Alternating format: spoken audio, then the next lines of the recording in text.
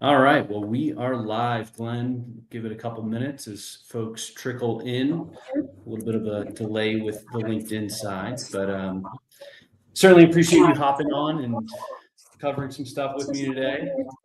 Oh, it's always fun, man. I appreciate the offer to be here.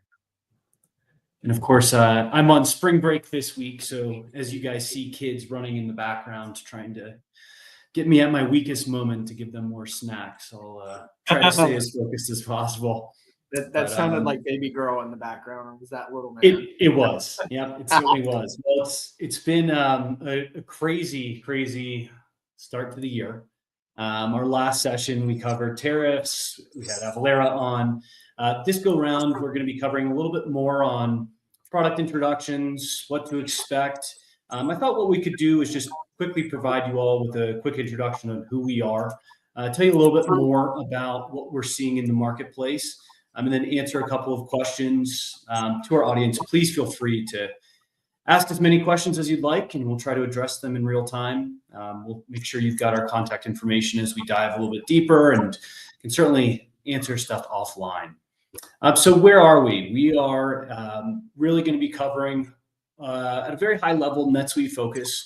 Our organization, Nuash, has been around since 2011. We've done a lot of work in food and beverage, health and beauty, manufacturing, distribution, with over 200 implementations. We really pride ourselves on our CSAT score and working with organizations to do more with less and take advantage of strategic alignment with our team and really make sure you're taking full advantage of the NetSuite application. So let's dive in on kind of a finger on the pulse. We've seen over the last couple of weeks, we finally have a 90-day reprieve. Now, we don't know what the first 90 days are actually going to look like. We have seen the stock market skyrocket, but there's a lot of uncertainty. And I think manufacturers, a lot of distribution organizations, predominantly in food and beverage, really are unwilling to invest significant long-term capital. And instead, I think are really focusing on short-term capital. So kind of deem this 90 days of paralysis. And I think 90-day insight really comes from organizations like FMI. I'll cover a little bit on what DLA is saying, pardon me. But, as it relates to consumer habits, with more booze, more stockpiling, in the coming year, I think we'll see Americans drinking a lot more alcohol. That's pretty common with the cyclical nature of where our economy is leaning towards. I think dining out less, stockpiling more groceries, eating more snacks and vegetables, which is good. And I think as we look at the commonality between food and beverage now and what we saw during the COVID era, you're going to see a lot of organizations looking for new flavors, individual consumers looking for new flavors rather than your traditional comfort foods. And that, is really the take from the culinary tides. You got a couple other pieces. You got Kennedy with a couple of different elements. We've been hearing a lot about the flavoring, looking at major revisions. Yeah, major revisions coming with the dietary guidelines. So that was on, I think, April 3rd. HHS told reporters that they're looking for major changes to dietary guidelines for Americans, which is jointly being updated with USDA, and that 5-year mark is starting pretty soon. Lastly, we're seeing a little bit, the Trump administration has told farmers, wait and see, but we're going to be bailing you out most likely. Surprise, surprise. That's kind of the nature of the game when it relates to both parties bailing out farmers. But we'll see as the tariffs pan out. The Canadian government, who's a large market for a lot of us, has also reprieved a little bit, announced targeted support for Canadian businesses with food and beverage as it relates to U.S. source products. So hopefully providing you all with some immediate relief. But that's really where we are right now as it relates to a finger on the pulse. Glenn, anything you want to add? Anything you've been hearing? Can you hear me okay? I'm sorry. Yeah. The interesting things is, and I'm not entirely up to date on what's causing this, but as we talk about like more booze and alcohol sales, the severe drawback with whiskey production in the United States and major layoffs like Brown-Forman and quite a few others, quite a few going into Chapter 11 recently. You know, those types of industries typically thrive good and bad. And so it's going to be, I'm interested to see how that plays out with all the craft distilleries that we've seen pop up over the past few years, which, you know, some friends of ours in NetSuite have a very specific vertical in that space. And just how that translates. And I don't know if it's got to do with sourcing of materials. I think most of that stuff comes from the US. And then also just to comment, you know, last week I was in a brand new build production facility, and I was discussing the tariff situation with that organization and how it's working for them, and a lot of their organics that they turn into an oil come from overseas. You can't grow it in the US. And interesting to how that's going to pertain to them and how that's going to increase their cost basis for everything that they produce that goes into all sorts of different products. And just, you know, we're also interconnected. If you go back to like the Thomas Friedman's of the world is flat, you know, type of thing, to now those walls from a comparative advantage economic standpoint are starting to come back up. And, you know, I think it's just going to dramatically change the way we purchase and do things.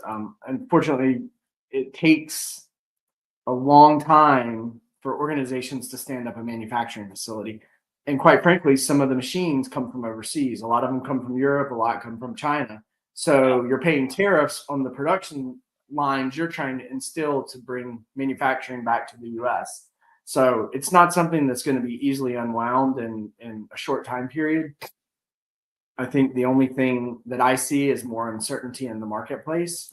And, you know, we're here just trying to help organizations stay on top of that and adapt and adjust and make the system as nimble as possible to adjust on the fly for them.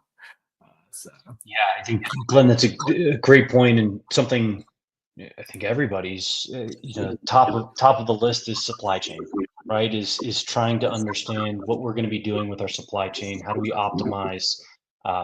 Yeah, and I think today we'll cover a little bit of that on the NetSuite side, and we have a couple of examples of how you can take advantage of, you know, optimizing NetSuite to react accordingly and a little bit faster than everybody else, because it is I think only going to get crazier over the next couple of weeks. So there's the only doom and gloom I'll share for this. All right, back to positive stuff. Yeah. Positive stuff. All right. Well, let's talk about accelerating time to market with integrated new product workflows. So why it's essential for resilience and economic uncertainty. I think first and foremost, you know, having competitive advantage, maximize seasonal revenue, cash flow is going to be king. You know, I think as you look at the results of taking these 3 tent poles, you know, why is this important? Why should you be listening? Faster, smarter, more resilient product launches. I think are just going to be vital. I don't think you're going to be in a position where you can take as many swings as you used to. And I think being in a position where you can see and react accordingly in NetSuite is going to be top of the list. And having your data centralized and being able to react accordingly is I think going to keep you afloat and thrive in uncertain times. Glenn, anything you want to add here as we dive into recommendations on the NetSuite front?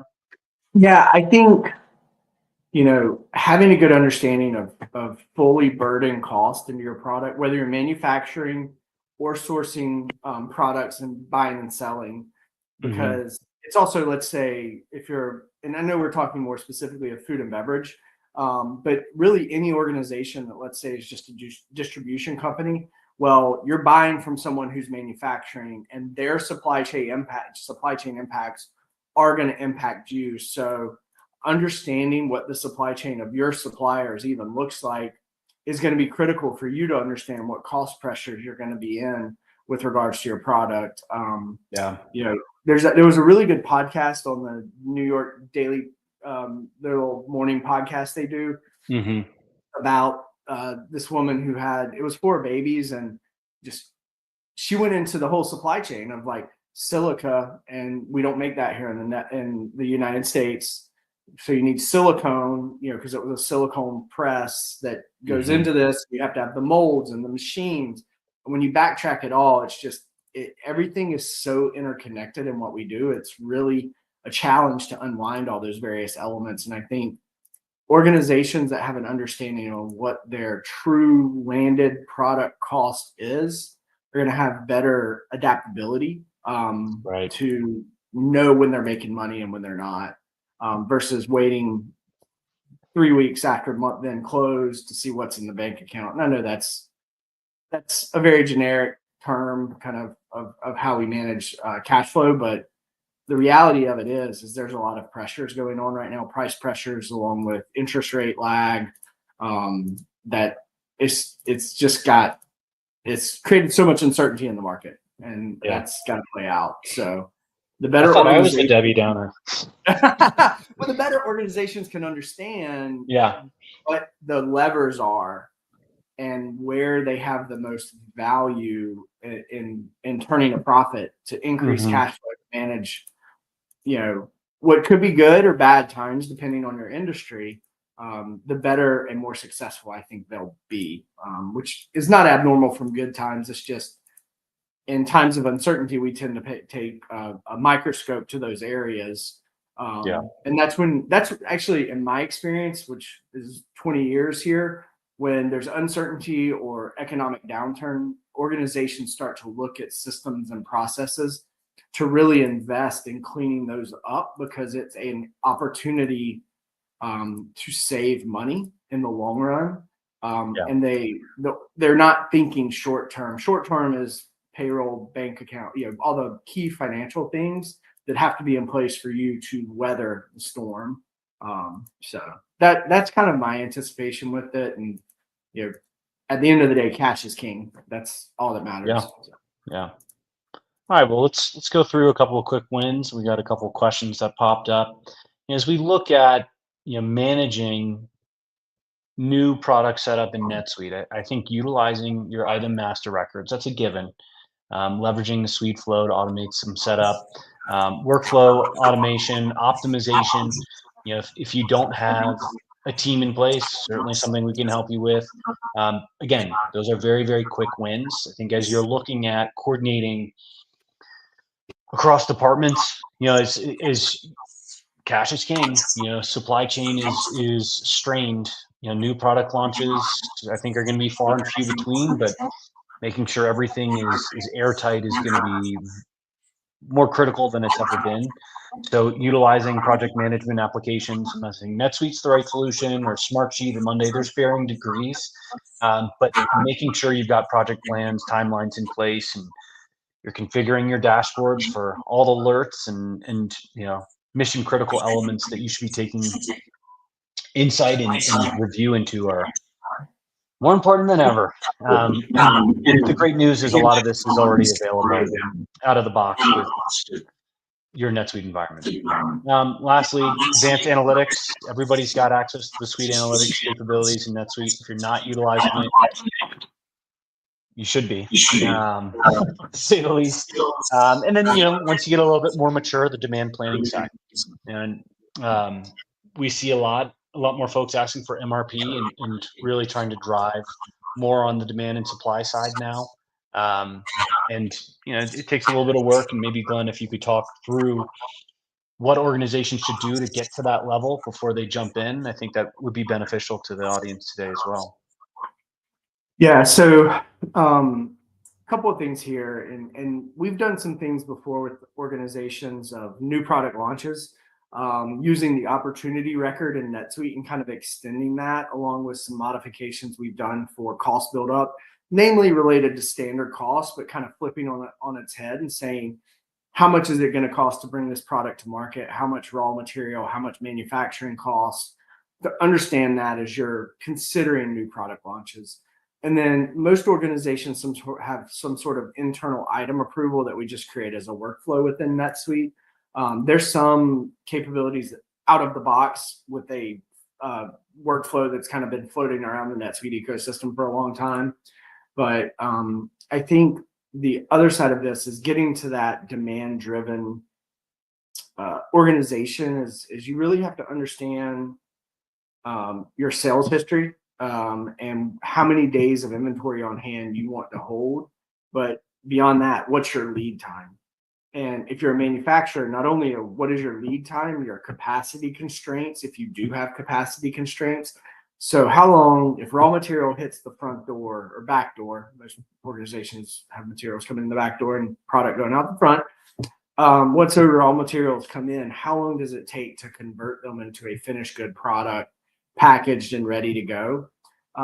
Because the last thing an organization wants to do is be limited in their ability to deliver products. We saw this a lot during COVID with the supply chain issues with products and largely packaging material and certain things coming from China that were holding up the delivery of the finished good products. And so understanding what your bottlenecks will be with supply constraints and planning appropriately for what your safety stock level is, how many days of inventory you're comfortable holding on your balance sheet, and using that to drive your planning processes.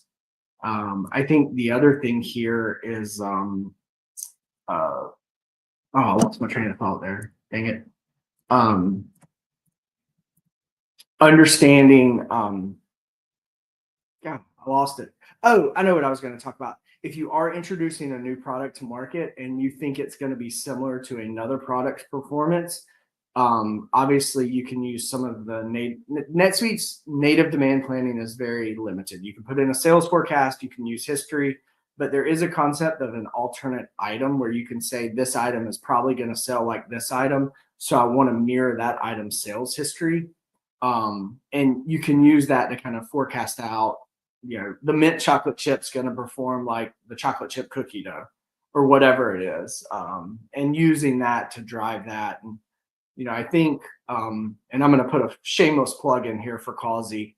Causey AI, using tools like that will better enhance what you can ask the questions to your NetSuite data and get an artificial intelligence return to help you analyze that. Because it really comes down into analyzing the data to understand future predictions. And the data can tell you so much. Human intuition is going to tell you future performance, in my opinion. I think particularly with things like food and beverage, there's too many global economic and macroeconomic conditions driving that than simply A plus B equals C that you get out of most software systems. No, I think well said. Appreciate you plugging Causey. We've got a couple of questions. And I think, again, for the folks who are on LinkedIn or YouTube, feel free to ask away and we'll try to address them. But most efficient way to set up new seasonal products in NetSuite, we kind of talked about that just a second ago. Anything else you want to add, Glenn, here? Yeah, we've got a couple of customers who are highly seasonal in what they do, and it does introduce challenges, and particularly when we work with some brands that may bring to market new product every year, and you don't really know what your sales are going to be. In the fashion space, we've seen this, and it's like, what's my run out based on current sales? When am I going to run out of product? There's ways to configure these, and I think just working with the organization to understand what are the key metrics that they use to determine that, because it does vary by industry. Fashion has a very strict sense of you go to market, you get pre-planned orders, you make the stuff and cycle through. Food and beverage is seasonal based on crop schedules in a lot of ways. Obviously, some that's not so true. Some's more you just make as much as you can. But just what are the KPIs that are going to drive, and what do you need to know? If it really is a seasonal product, how are you going to gauge what the addressable market is for that period, and what you expect to capture in that period? Proper planning will always give you better results when looking at those types of things. All right, a couple more questions and we'll conclude in a couple minutes. So get them in while you can. I think understanding how to track performance metrics for new product introductions. Again, this goes back to Suite Analytics, Power BI to a certain extent. Anything, Glenn, I'm missing there that you'd like to cover? No. Yeah, I think looking at everything through a clear lens of what you define as product cost, what you define as success, target margins. When you're looking at products or product categories, what are the expectations for performance and what are you managing against? I think a lot of times people get, and I've been guilty of this with some of the goals we've set for Nuage through the years, Louis. You get so focused on what the goal is, you forget about what the comparison you're trying to match against is. Yeah. Like it's revenue, it's X, but setting that up as you're going through that new product cycle, that evolution, and defining what success looks like and how you're gonna, and then if that's what success looks like, how are we going to manage and track against that? Yeah, I think well said. All right. Any automation that can streamline the launch process across departments? I think workflow being key here, but anything out of utilizing a team like us to automate as much as possible from a workflow standpoint? Yeah, I think another area where organizations can utilize NetSuite is people sometimes forget that NetSuite has native CRM capabilities like task management. And so you can actually create a standardized task list for product launch that you then build into a workflow that can get routed from department or group to group. And then they can complete the task and kind of automate that process. We've done it with, and I'll give credit. Someone else did it for the vendor onboarding, and we've used that template again and again. We've done it for a customer now with a custom record in NetSuite that allows a customer to request,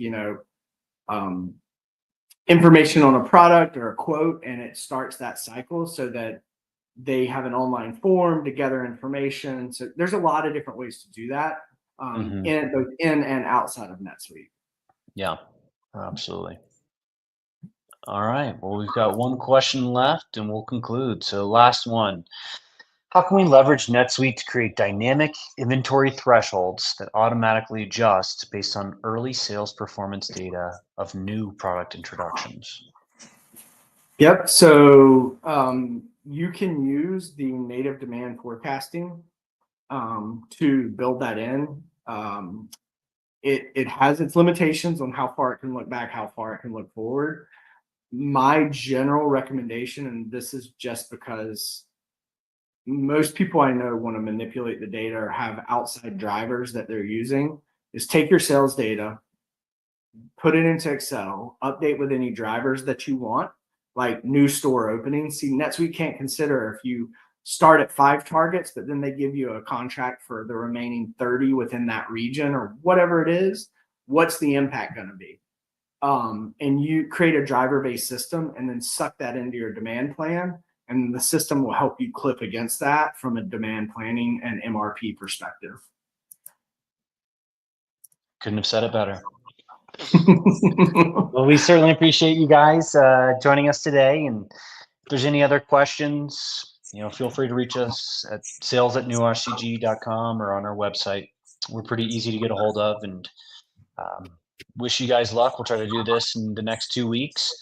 And if there's any follow-up, Glenn, myself, we're always available. So we appreciate the time today and talk to you all soon. Have a great weekend. Thanks, Louis. Great to talk to you as always. Likewise.